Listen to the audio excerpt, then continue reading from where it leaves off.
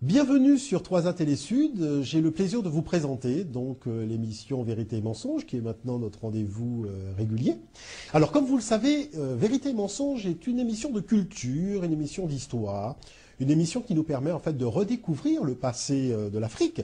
Alors, quand je dis le passé de l'Afrique, c'est la période préhistorique, c'est aussi la période antique, avec notamment les civilisations nubiennes et égyptiennes, et puis l'Afrique impériale. Alors, moi, je préfère le terme d'Afrique impériale, parce que l'Afrique précoloniale, c'est un peu réducteur, alors que cette période de notre histoire est aussi la période des grands empires. Il faut quand même se référer aux récits des explorateurs qui sont rentrés à l'intérieur du pays, qui ont pénétré, qui ont pu voir donc, ces grandes civilisations. Donc c'est vraiment l'Afrique impériale.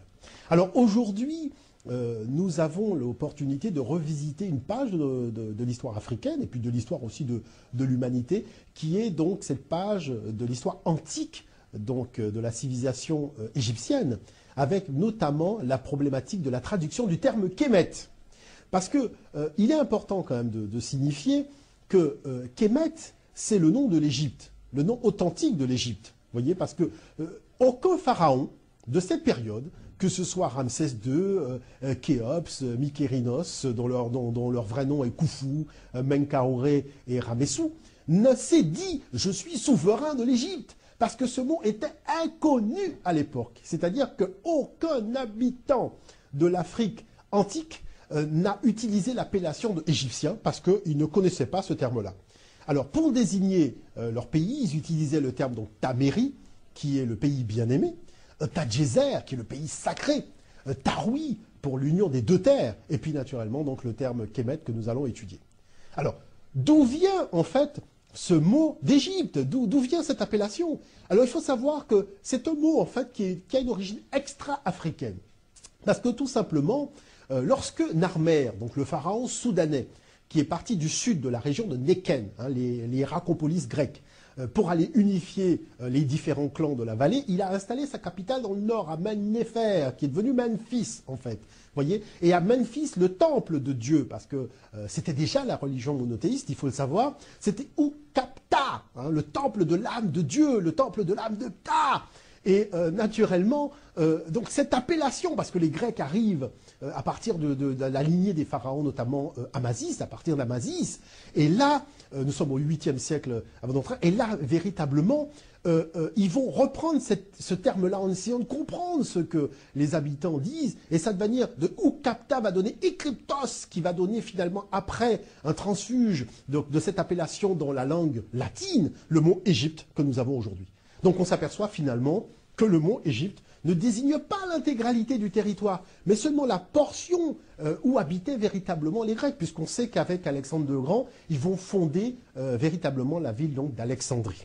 Alors, chose importante, il faut savoir qu'aujourd'hui, vous prenez n'importe quel ouvrage consacré à l'histoire de l'Égypte ancienne, et vous voyez que la traduction de Kemet est The Black Land pour les ouvrages anglo-saxons, et la terre noire pour les ouvrages francophones. Alors pourquoi s'est-on focalisé comme ça sur une référence à la terre? L'explication qui est donnée, c'est de dire que tout simplement, Hérodote a insisté sur le fait qu'en raison de la crue du Nil, il y avait un dépôt de terre noire, qu'on appelle les alluvions, qui allait naturellement donc recouvrir l'intégralité du sol, et le sol prenait une couleur noire. Et Hérodote aurait dit, je dis bien aurait dit, que l'Égypte est un don du Nil. Voilà l'explication qui est donnée. Bon, naturellement, on a tous compris qu'il s'agit quelque part un peu de masquer l'origine africaine des Égyptiens anciens et de créer une dualité entre l'Égypte et la Nubie, en dépit des déclarations des Grecs et en dépit même, je dirais, de la signification des hiéroglyphes. Bon. Mais maintenant, il faut quand même se livrer à un examen vraiment scientifique des faits.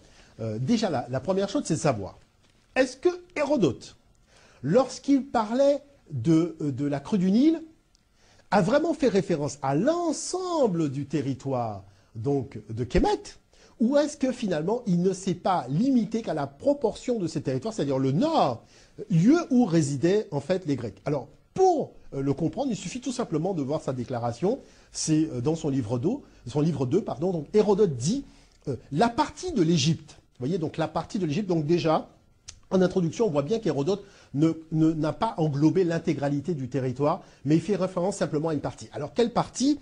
Où abordèrent les vaisseaux grecs. Donc, on sait que c'est la bordure de la Méditerranée. On a tout de suite compris qu'il s'agit du delta. Est une terre d'alluvion, un don du fleuve. Vous voyez, en fait, c'est extraordinaire. Alors déjà, il y a une première mystification. C'est-à-dire qu'on s'aperçoit que Hérodote a dit que le delta est un don du fleuve. Mais il n'a pas dit que le Nil l'Égypte est au don du Nil. Donc là, il y a quelque part des petits arrangements entre amis qui sont réalisés parce qu'il ne s'agit pas réellement de la déclaration d'Hérodote qui poursuit en disant « Autrefois, les Égyptiens n'avaient point de pays. On sait en effet que leur delta, ils le disent eux-mêmes, et c'est mon sentiment, vous voyez, donc c'est Hérodote qui parle, et c'est mon sentiment, était une terre d'alluvion.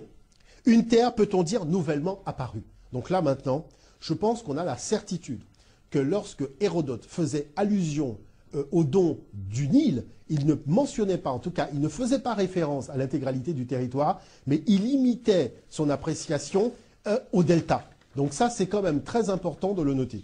La deuxième chose, c'est qu'il faut quand même le dire à un moment, c'est que cette fameuse terre noire n'est pas la terre d'Égypte.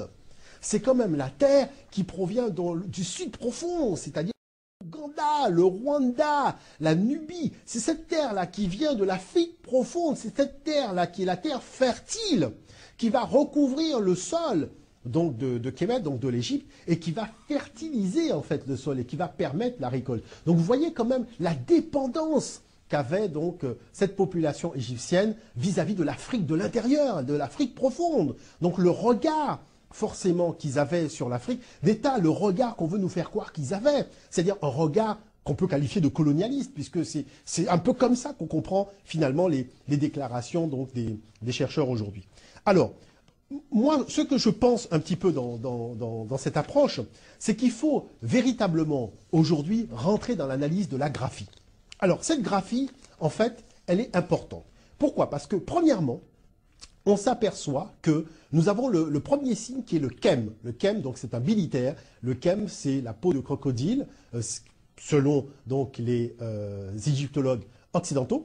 Mais depuis l'école africaine, nous savons qu'il s'agit d'un bout de charbon brûlé. Mais la signification, en tout cas la traduction identique, peu importe les écoles, on sait que cette graphie fait référence à la couleur noire. Ensuite, nous avons la chouette, qui est le M, donc qui est, je dirais, un complément phonétique, mais qui ne se prononce pas. Nous avons le T du féminin, et nous avons ensuite le cercle bariolé, qui est le newt. Alors le newt, c'est important parce que le newt est utilisé uniquement lorsqu'il s'agit d'agglomération urbaine. Vous voyez, c'est ça qui est extraordinaire. C'est uniquement lorsqu'il est question d'agglomération urbaine que l'on fait, qu'on fait l'utilisation de ce newt.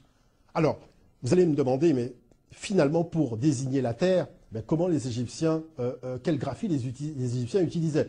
Ben, ils utilisaient une graphie qui était ta-to. Vous voyez, donc la graphie ta, qu'on peut traduire par ta ou par to, qui veut dire terre. Alors, vous voyez bien que quand les Kamites de l'Antiquité voulaient parler de la terre, par exemple pour la terre blanche, ils disaient ta-edge, la terre blanche. Tandis que là, on a kemet newt, c'est-à-dire l'utilisation donc du newt, qui est le déterminatif des grandes cités agglomérées. Alors, vous allez me demander, comment peut-on être sûr que lorsque les Égyptiens anciens utilisaient la graphie Kemet, ils faisaient référence non pas à la terre, mais je dirais à la nation, à la civilisation. Tout simplement parce qu'il y a une graphie qui est Ta-en-Kemet.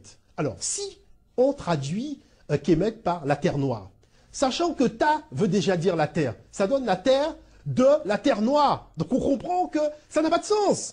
Vous voyez, donc c'est très simple de se rendre compte, est-ce qu'on a tort ou on a raison de traduire Kemet par la terre noire? Ta-en-Kemet donne la terre de la terre noire. Par contre, si on comprend que la terre en égyptien ancien est un masculin, tandis que là on a un mot au féminin. Donc plus cette utilisation du newt, ça fait référence plus à quelque chose qui donnerait l'idée d'une immensité, d'où le recours au mot nation ou au mot civilisation. Et là, la phrase elle a un sens, ça devient la terre de la nation noire, la terre de la civilisation noire, voire la terre du pays noir, du pays des noirs, un peu comme on dit aujourd'hui l'Afrique noire. Quand on parle de l'Afrique noire, on sait très bien qu'on ne fait pas référence au sol africain, mais qu'on fait bien référence à la population africaine.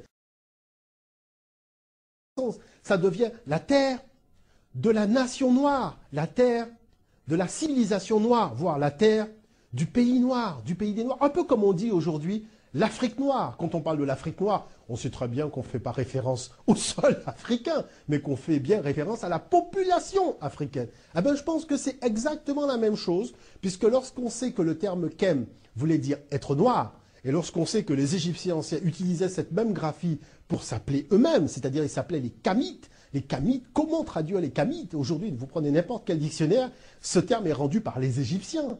Mais ce n'est pas la traduction exacte. C'est la population noire, parce qu'il s'agit d'un collectif, la population noire, parce qu'il y a bien ce recours à l'adjectif Kem que nous avons en début de graphie. Une dernière vérification, c'est tout simplement de prendre la déclaration des Grecs anciens. Et là, on s'aperçoit que ce soit Hérodote, que ce soit Diodore de Sicile ou Strabon et beaucoup d'autres, ils ont tous fait référence à cette couleur noire des Égyptiens anciens. Hérodote disait « Les Égyptiens ont la peau noire et les cheveux crépus ». Avec cet ensemble, en fait, de précautions et d'analyses diverses, en prenant des déclarations, en prenant des traductions, en prenant aussi la problématique donc de la datation du delta, parce qu'il faut savoir que le delta, effectivement, a fait l'objet d'une datation. Donc on sait que par rapport au développement de cette civilisation dans le sud, le delta n'a émergé qu'à partir véritablement de 4000 avant notre ère, avec une fin de constitution qui tournerait autour de l'avènement de Narmer, le premier pharaon, donc unificateur de la Haute et la Basse Égypte, vers 3200 avant notre ère. Donc, le terme exact de la traduction de cette graphie aujourd'hui serait beaucoup plus précis si on a recours à l'appellation suivante, à savoir la civilisation noire, la nation noire, ou le pays noir, voire le pays des Noirs. Mais en tout cas, cette graphie fait bien référence à la population elle-même. Donc, moi, je pense qu'il y a un gros travail à faire aujourd'hui, ne serait-ce qu'un travail de retraduction des graphies hiéroglyphiques, de manière à pouvoir faire entrer, en fait, cette vision africaine dans l'appréciation non seulement de la culture de l'Égypte ancienne, et ça a été un peu la thématique du colloque du Caire qui s'est déroulé en 1974 en présence des grands spécialistes du monde, mais aussi face au professeur Cheikh Anta Diop et au professeur Théophile Obenga. Et si vous consultez ce rapport, on vous dit très bien que la culture de l'Égypte ancienne est une culture profondément africaine, que la langue est profondément africaine, en fait, même la spiritualité, les aspects us et coutumes, la royauté, c'est une royauté qui est spécifiquement africaine. Et il n'y a pas de quoi véritablement faire de distinction entre l'Égypte et la Nubie. Voilà, donc j'espère que cette page d'histoire vous aura passionné tout comme moi, et on aura l'occasion de se retrouver très bientôt pour une nouvelle découverte, une nouvelle analyse, donc d'une approche un peu falsifiée, mystifiée de l'histoire africaine. En tout cas, moi je vous remercie et je vous dis à très bientôt.